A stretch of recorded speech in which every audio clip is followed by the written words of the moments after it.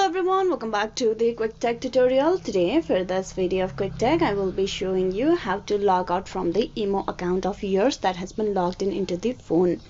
To begin the process, open the emo application first, tap open the app. As you can see, you are currently logged in into the account.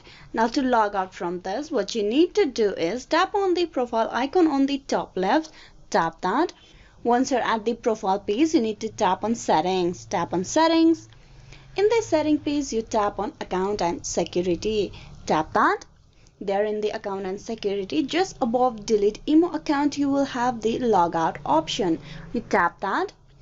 Logging out would not delete profile, chat history and contacts. Tap on logout over here, which will get you logged out from the emo account of yours right away. Hope this video was useful on how you can log out emo on the emo app. Please like and subscribe the quick tech tutorial. Thank you for watching till the very end.